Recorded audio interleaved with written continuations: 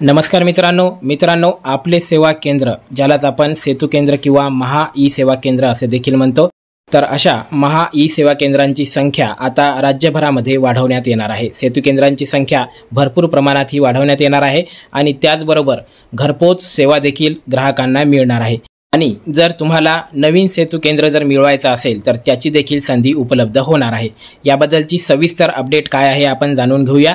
तत्पूर्वी चॅनलवर जर नवीन असाल तर लगेच आपल्या चॅनलला सबस्क्राइब करा। अशाच प्रकारचे अपडेट्स तुम्हाला भेटत राहतील।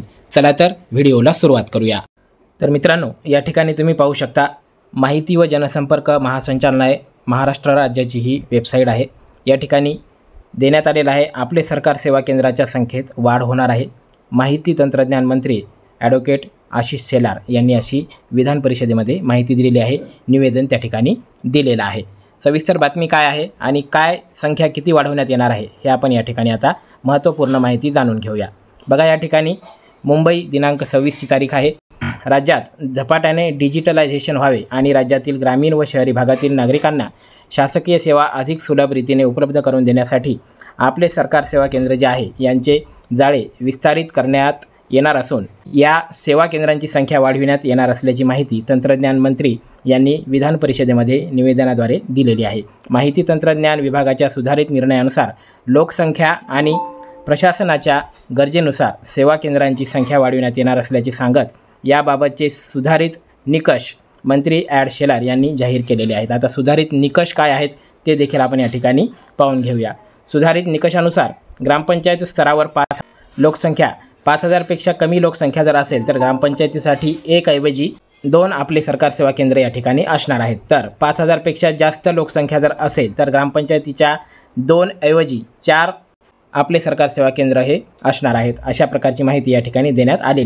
बृहन्मुंबई महानगरपालिकेच्या क्षेत्रामध्ये 25000 लोकसंख्येसाठी 1 होतं तर त्याऐवजी आता 2 आपले सरकार सेवा केंद्र हे असणार आहेत। आणि इतर महानगरपालिका व नगर परिषद क्षेत्रामध्ये 10000 लोकसंख्येसाठी 1 होतं तर आता 1 ऐवजी 2 आपले सरकार सेवा केंद्र हे देण्यात येणार असल्याची माहिती मंत्री शेलार यांनी त्या ठिकाणी जाहीर केलेली आहे।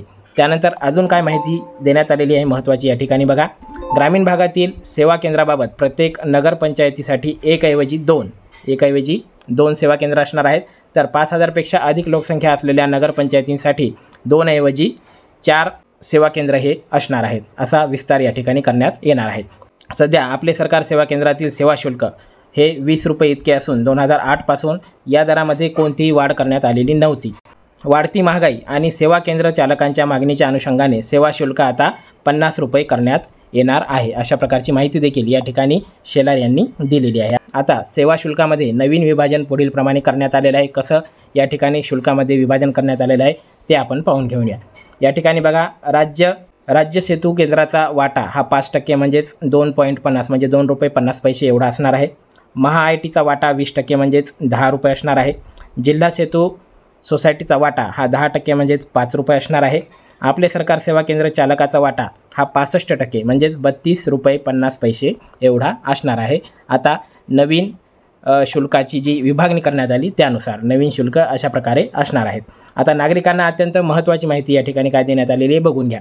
नागरिकांना अधिक सुलभ सेवा मिळवण्यासाठी घरपोच वितरण सेवा सुरू करण्यात येणार आहे। बघा, घरपोच वितरण सेवा हे आपले सरकार केंद्राद्वारे आता सुरू करण्यात येणार असल्याची माहिती देखील या ठिकाणी शेलार यांनी दिलेली आहे। घरपोच भेटीसाठी सेवा शुल्क हे 100 रुपये प्रति नोंदणी कर वगळून, तसेच महा आय टी सेवा दर 20%, सेवा केंद्र चालक सेवा दर 80%, याशिवाय प्रति अर्ज अतिरिक्त शुल्क हा 50 रुपये असे ग्राहकाकडून घेण्यात येतील असं देखील शेलार यांनी त्या ठिकाणी सांगितलेलं आहे।